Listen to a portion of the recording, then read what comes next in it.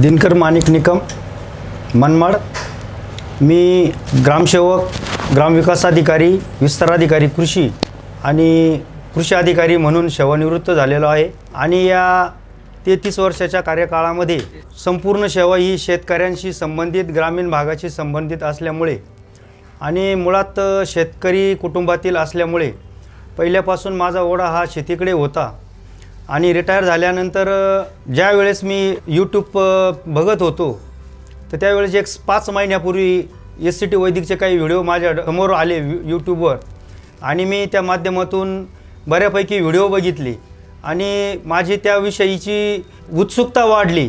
आणि त्या अनुषंगाने मी जो काही मला व्हिडिओमधून ज्या शेतकऱ्यांचे संपर्क नंबर मिळाले, मी त्या शेतकऱ्यांशी संपर्क साधला, त्यांच्याकडनंही माहिती घेतली। दिवाळी मेळाव्याच्या निमित्तानं सरांचा कार्यक्रम अटेंड केला आणि मोलाचं असं मार्गदर्शन मिळालं आणि एक प्रकारची नवी दिशा मिळाली किंवा जी दिशा होती त्याला चांगल्या पद्धतीनं गती मिळाली आणि त्या माध्यमातून मी या प्रशिक्षणासाठी हजर झालो। या 6 दिवसाच्या प्रशिक्षणामध्ये नक्कीच सॉईल चार्जर टेक्नॉलॉजी काय आहे आणि या माध्यमातून SCT वैदिकचे जे उत्पादनं आहे ती वापरण्याची जी कार्यपद्धती आहे आणि ती वापरल्यानंतर शेतकऱ्यांना काय फायदा होणार आहे याचा बारकाईनं बऱ्यापैकी अभ्यास केला आणि त्यातून या निष्कर्षापर्यंत आपण बऱ्यापैकी पोचलो आहोत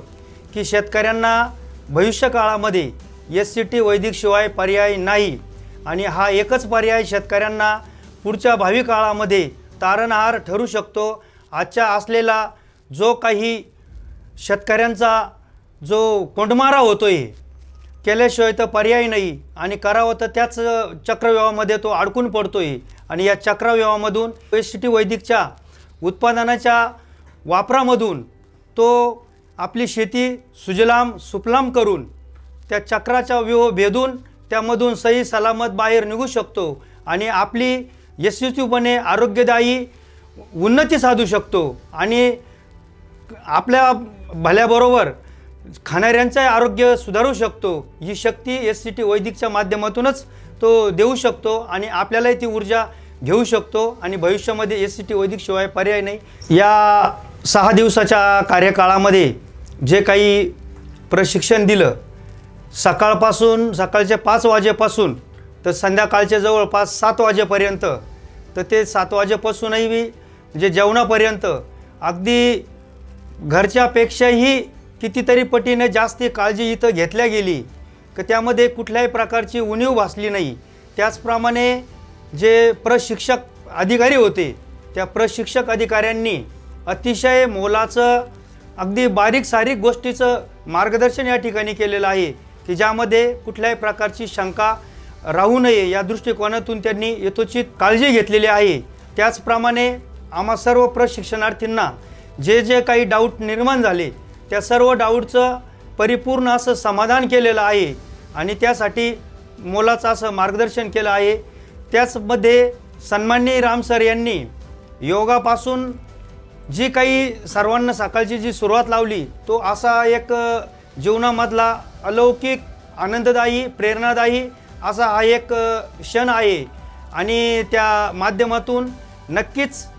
शारीरिक पातळीवर, मनाच्या पातळीवर आणि त्याच्या पुढे प्राणांतिक पातळीवर किंवा आत्म्याच्या पातळीवर नक्कीच सगळ्यांचं मनोबल वाढलेलं आहे आणि त्यातूनच ऊर्जा घेऊन आम्ही सर्वजण इथून हा प्रशिक्षणाचा कार्यक्रम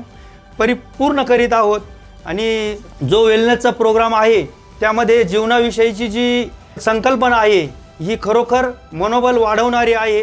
प्रेरणादायी आहे। आपलं जे उर्वरित आयुष्य आहे किंवा माणसाचा जन्मापासूनचा जो मृत्यूपर्यंतचा जो प्रवास आहे तो प्रवास करताना कसा करावा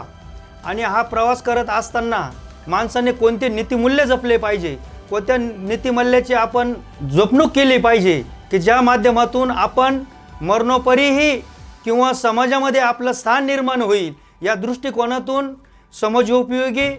आपल्याकडनं काय करणं शक्य आहे या दृष्टिकोनातून मोलाचा अशी दिशा या त्यांच्या वेलनेसच्या मार्गदर्शनातून मिळालेली आहे आणि हा एक स्तुत्य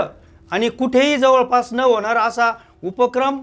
हा एक अद्भुत असा उपक्रम त्यांनी सुरू केलेला आहे आणि त्यांना द्यावे तेवढे धन्यवाद कमीच आहेत. थँक्यू.